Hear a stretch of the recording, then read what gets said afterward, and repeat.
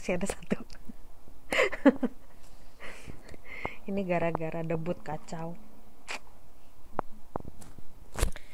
Oke. Untuk modul ke-9 ini kita akan coba bahas berkaitan dengan angka indeks.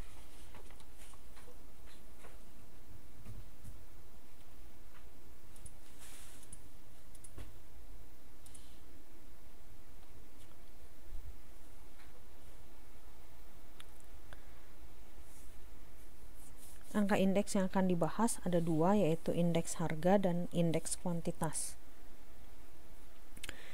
Angka indeks adalah angka yang dipakai untuk membandingkan dua atau lebih kegiatan yang sama dengan kurun waktu yang berbeda. Atau dikatakan juga angka indeks adalah bilangan yang menunjukkan suatu perubahan atau perbandingan variabel tertentu pada waktu tertentu terhadap variabel tertentu dengan waktu dasarnya.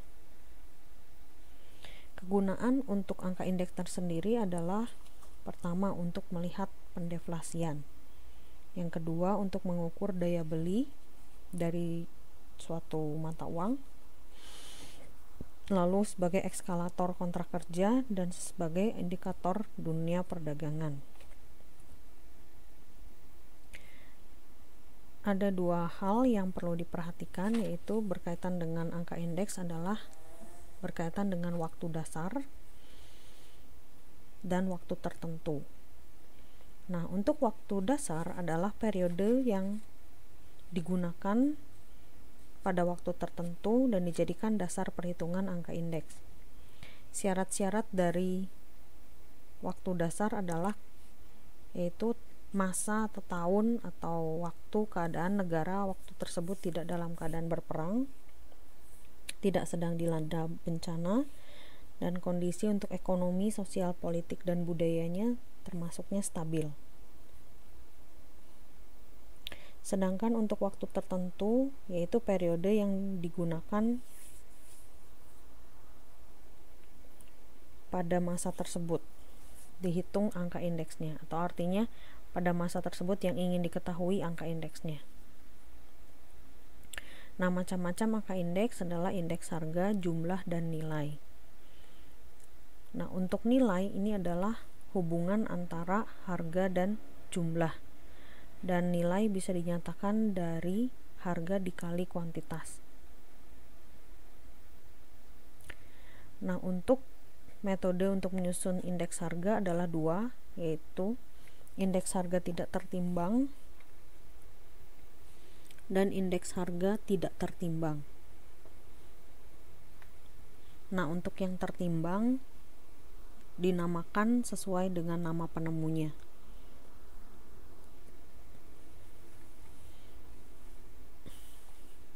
Kita lihat masing-masing.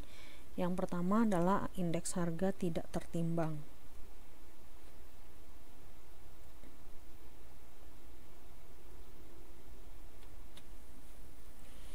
Yaitu yang pertama, metode agregatif sederhana.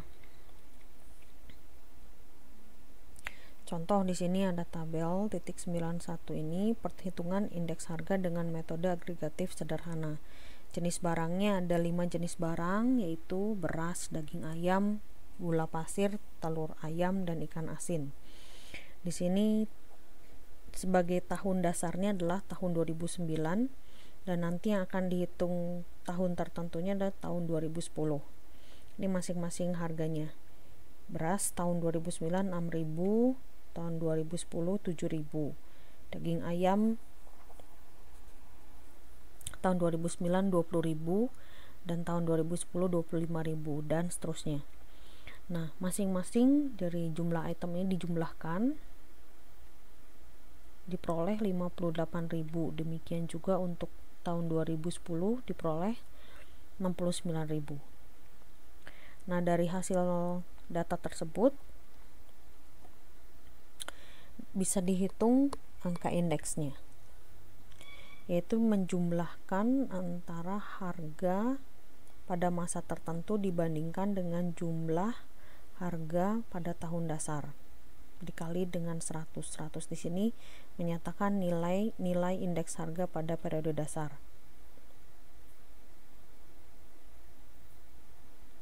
Nah, dari tabel 9.1 diperoleh 69.000 dibagi 58.000 dikali 100, maka diperoleh 118,97. Nah, arti dari angka tersebut adalah pada tahun 2010 dibandingkan dengan tahun 2009 sudah mengalami kenaikan atau inflasi sebesar 18,97%. Ini diperoleh dari 118,97 dikurangi 100. Jadi ini sudah menyatakan kenaikan atau inflasi sebesar 18,97%. Nah, metode yang lainnya adalah menggunakan rata-rata dari angka relatif, yaitu dibagi dulu antara harga di masa tertentu dibagi dengan tahun dasar dikali 100% dibagi K. K ini adalah banyaknya macam barang. Jadi masih dengan contoh yang sama, tahun dasarnya adalah 2009 dan tahun tertentunya 2010. Kita bandingkan antara tahun tertentu dengan waktu dasar. Jadi contoh seperti ini, 7.000 dibagi 6.000 dikali 100% diperoleh 116,67. Demikian juga untuk daging ayam, 25.000 dibagi 20.000 dikali 100% diperoleh 125, dan seterusnya. Setelah itu dijumlahkan. Nah, jumlah ini dibagi dengan jumlah item barang yang ada. Karena jumlah item barangnya adalah 5, maka 588,05 dibagi 5 diperoleh 117,61. Nah, artinya dibandingkan tahun 2009, maka tahun 2010 terjadi inflasi sebesar 17,61%. Nah, metode berikutnya adalah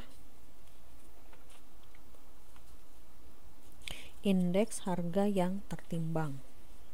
Nah, sesuai dengan nama penemunya, ini yang pertama adalah indeks last payers. Dia menggunakan penimbangnya adalah kuantitas pada periode dasar, dilambangkan dengan Q0. Nah, yang perlu diperhatikan adalah rumus dasarnya adalah sigma PN dibagi sigma P0. Nah, nanti penimbangnya lah yang berbeda-beda. Jadi kalau untuk yang last payers, penimbangnya adalah kuantitas pada periode dasar atau Q0.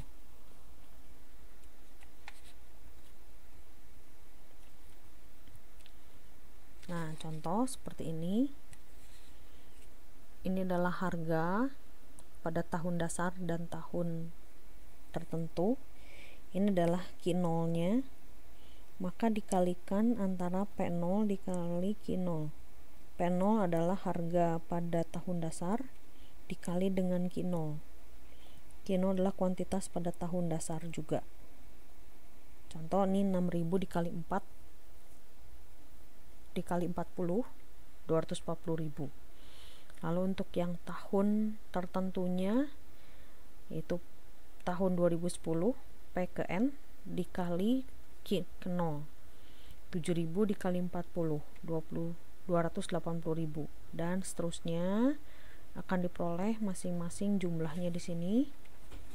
Lalu bandingkan, yaitu sigma dari PN dikali Q0 dibagi sigma P0 dikali Q0 dikali 100 diperoleh 117,34. Artinya tahun 2010 sudah mengalami kenaikan atau inflasi sebesar 17,34%.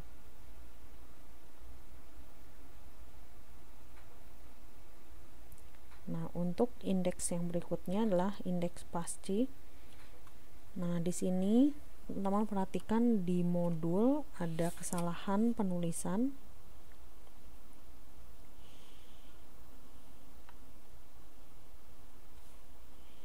Ya, di situ tertulisnya sama antara indeks last payers dengan indeks Pasci, harusnya berbeda.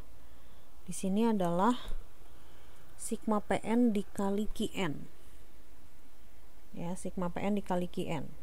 Kalau untuk last payers adalah PN dikali Q0 dibagi P0 dikali Q0, sedangkan untuk indeks yang kedua ini yaitu PN dikali Qn dibagi P0 dikali Qn.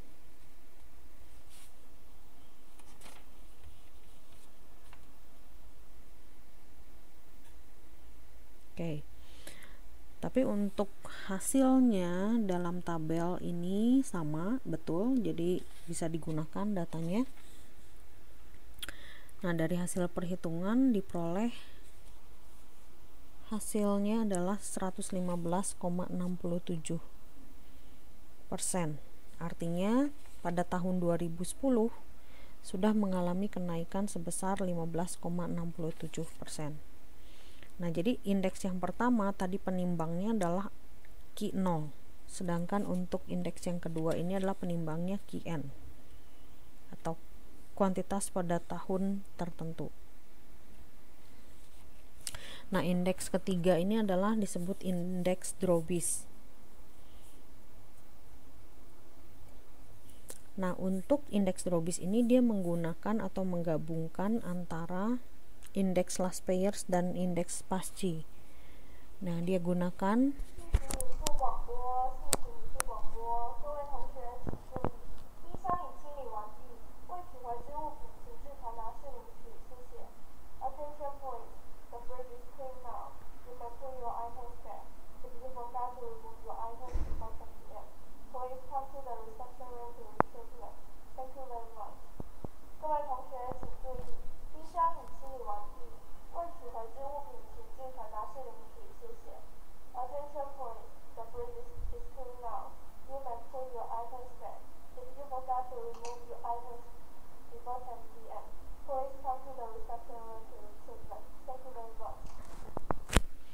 Oke, jadi untuk indeks yang ketiga ini adalah mencoba untuk menggabungkan kedua indeks yang sebelumnya, yaitu dengan menjumlahkan dua indeks tersebut dibagi dua.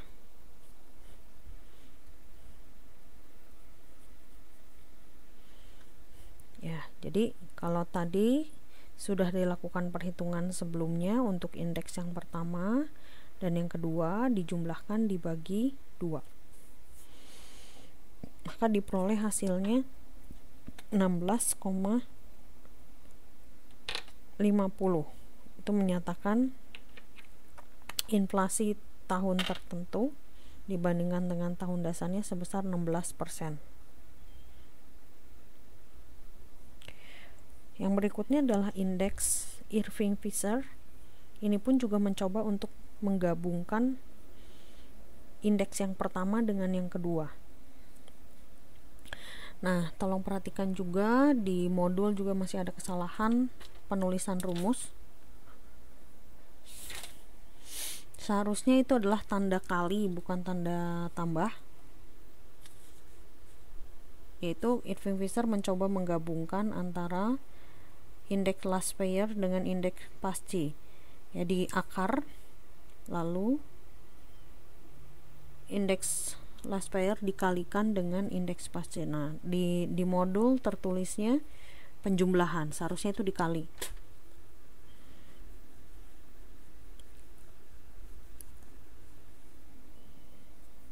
Oke, nah dari hasil perhitungan diperoleh hasilnya 16,5% terjadi inflasi pada tahun tertentu.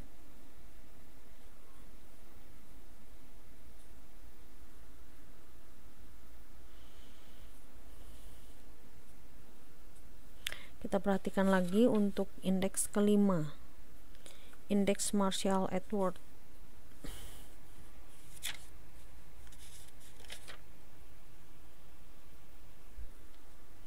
Untuk indeks Marshall-Edwards pada tabel 9.6. Oke, tolong diganti juga untuk tabel 9.6. Ada terjadi penulisan